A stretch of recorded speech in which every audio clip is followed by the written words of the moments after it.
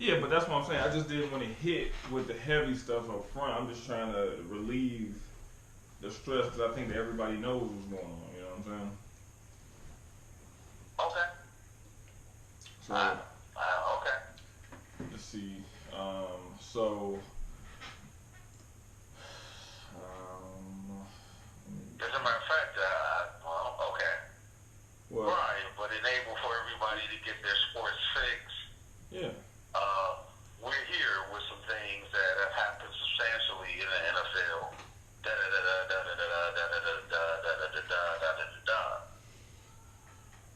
Yeah. And then in closing, everyone out there, stay safe. Adhere to the social distancing rules that apply from the CDC. And let's go forward. Everybody stay safe. All right, you ready? Let's do it. All right. 3, 2. Brought to you by Create 2 Media. It's the Father-Son Talk Sports Show. Here's your host, Paulie C. Hey guys, how you guys doing? Hey, welcome again to the Father-Son Talk Sports Show. I'm here with Dad to me, Paul to you.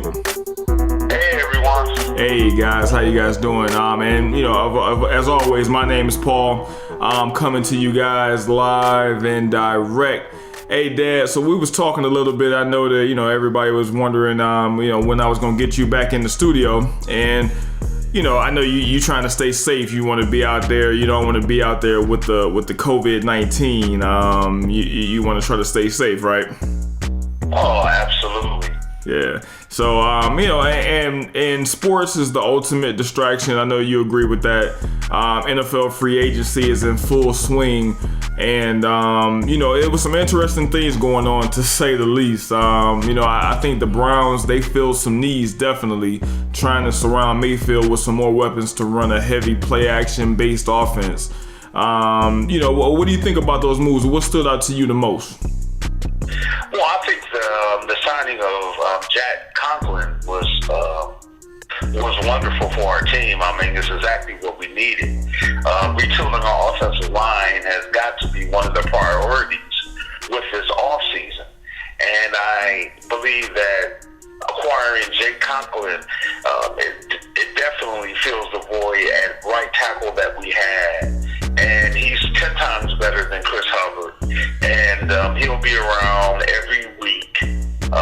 He's not injury prone or anything. And I can honestly say that I believe they solidified that position totally. Yeah, I mean, I definitely got, I gotta agree a little bit. I think that also they're going to address it in the draft. Obviously, I don't think that changes any draft plans that the Browns had going into this draft. But the thing I like about it is the key phrase that the owner and Andy and everybody was really putting forth, and that's alignment.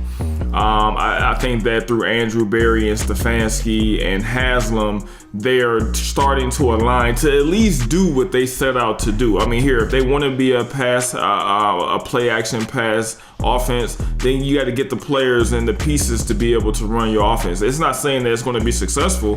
I'm just saying that, here, you might as well at least be doing what you're trying to do. And this looks like they're trying to do that. I mean, I agree completely with you, Pablo. I believe this will be a play-action heavy offense.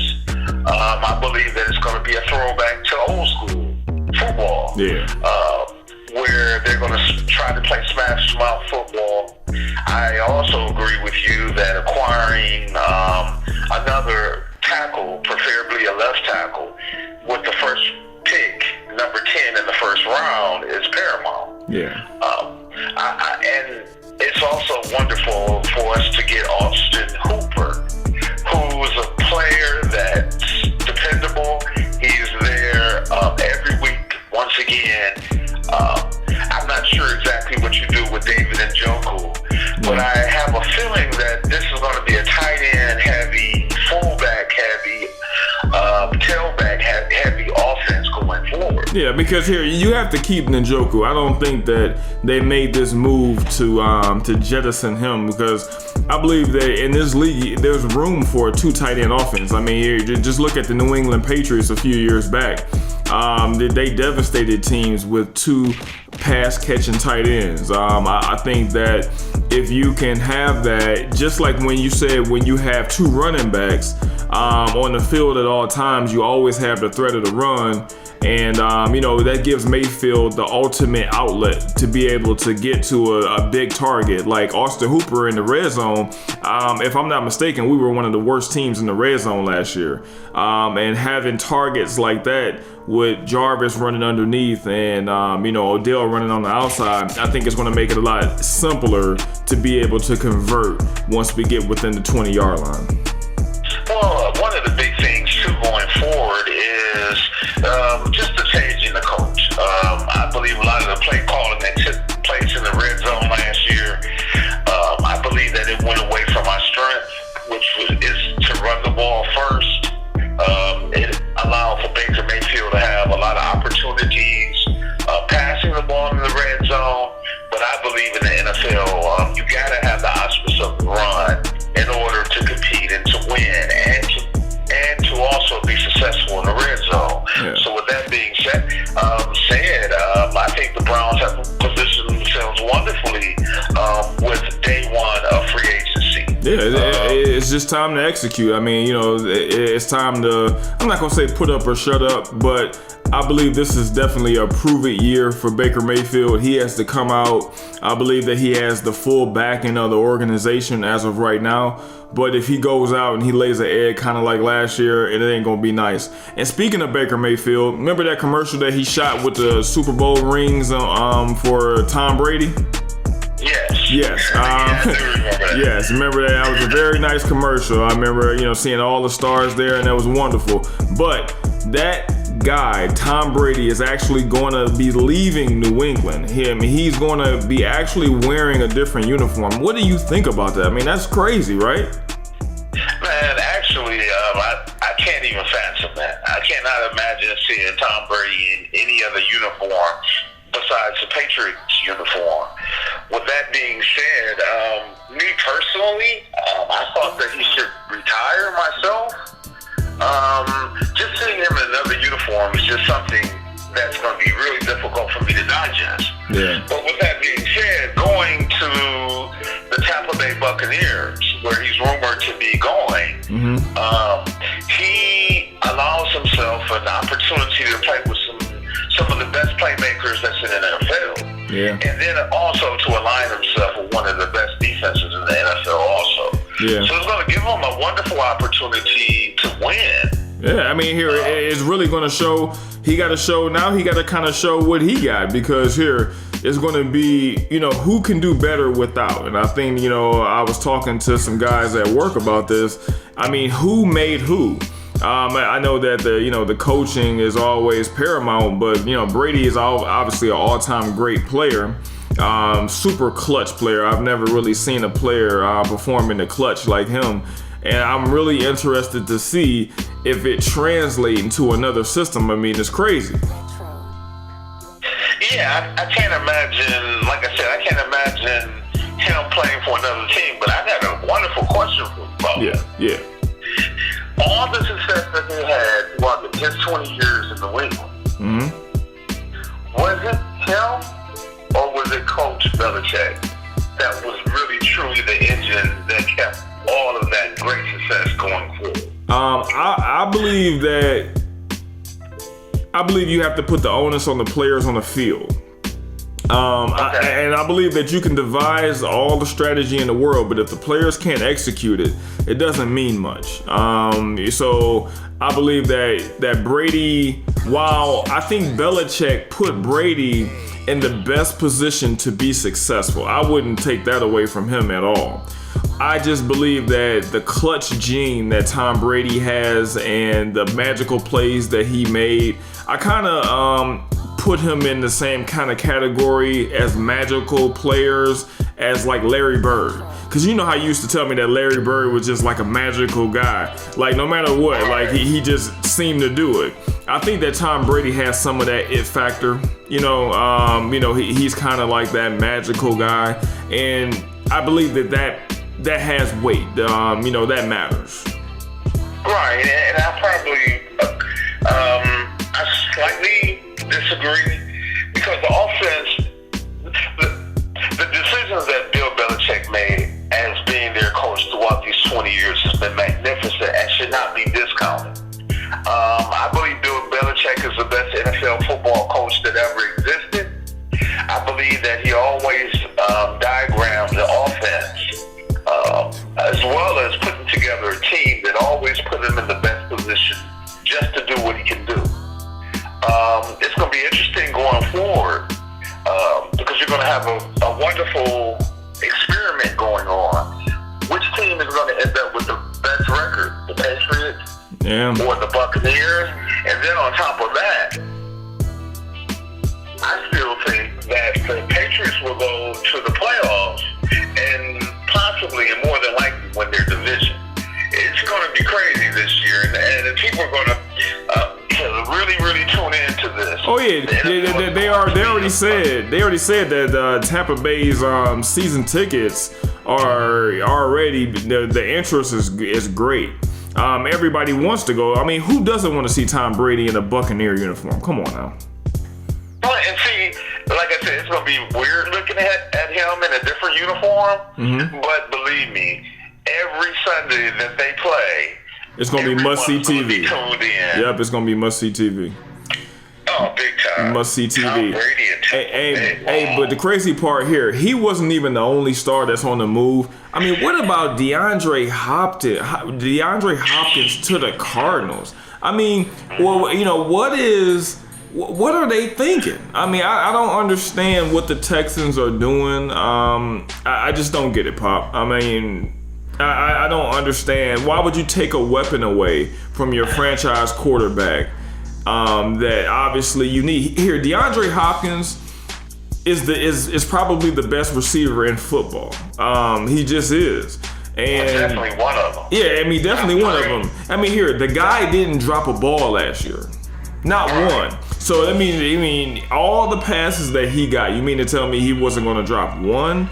So, all I'm trying to say, I mean, that's just one stat, but I believe that DeAndre Hopkins is all that in a bag of chips, and I have no idea why he was traded to the Cardinals. No. I'm quite sure Deshaun Watson right now is looking at this and saying, what the heck's going on? Yeah. It was his best target, his most reliable target. That's gone. We're talking about one of the best playmakers from the wide receiver position in football. Yep. Replacing him is not going to be easy if there's anyone on the planet to be able to replace him. No. I believe that this was a step back. Then you can look at also what they got in return. Stephen Diggs, he went from the Vikings to the Bills. Yeah. And the Bills forked over numerous picks. Yeah. Well, Houston did not get all that. No. To me, what they got in return was substandard. Yeah. I mean, they got a has-been player that hasn't been whatever he was in the last 4 or 5 years. I mean, when's the last time you heard about David Johnson? I mean, he honestly, his injuries have really derailed his career. I mean, derailed it. I mean, he's been injured the better part of the last 2 seasons after signing that humongous contract. Yeah. I mean, he hasn't been healthy for a season at all. I don't even think he's played 16 total games in the last 2 years. Yeah, I mean, I have no idea. So here, in that regard, I mean, you fly out to Chicago and you got Nick Foles, who only played, I believe, a game or 2 for the Jaguars, and then he broke his collarbone, and now he goes to Chicago to back up Mitch Trubisky, which, I mean, here, that's going to be tough for Mitch Trubisky. But at the end of the day, Chicago needed that. I believe that, Mitchell wasn't getting it done. He wasn't putting them on the next level. So they definitely had to do something. And then the last thing I kind of wanted to get to that is that COVID-19, the effects on the sports world, because we kind of got to wrap up here. If we didn't before, I think that we really appreciate now sports now and the distraction that it is. It's a beautiful distraction.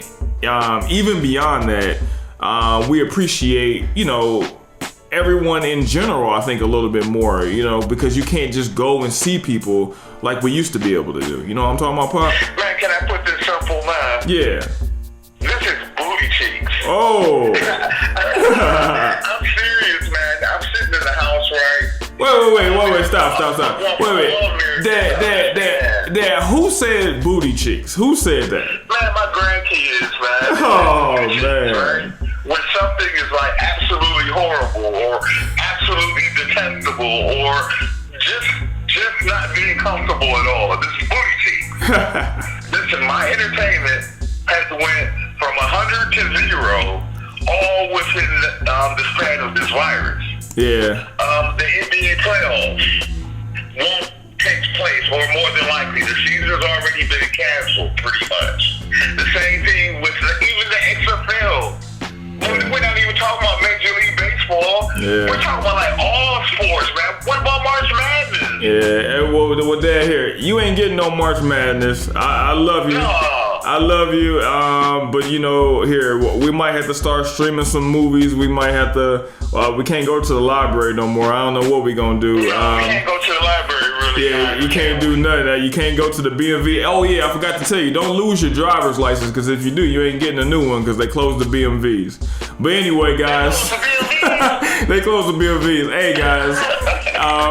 Hey, it was wonderful to come to you guys again. I believe that this is our entertainment. This is entertaining to us. It's always therapeutic to me. I know it's therapeutic to you, Dad. So I want everybody out there to stay safe. And, you know, just stay tuned, man. We're going to keep pumping them out, man. Just keep pumping them out. Hey, and just like my dad said, listen to what they're telling you. Like, well, Dad, tell me what you said.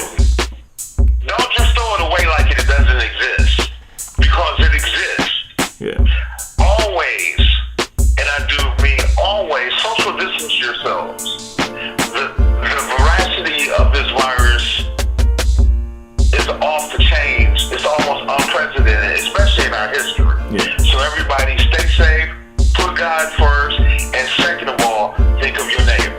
In the name of Jesus, Hey, go forward. hey, and if you don't feel good, don't go to work. All right, guys. All right, here, I'll see you guys tomorrow. We're gonna try to come to you guys daily. We're gonna try to pump these out so we can have something to do. Obviously that.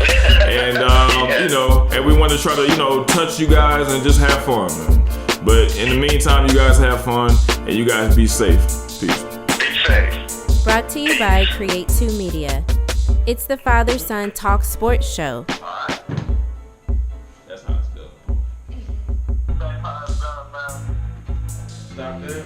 Run down.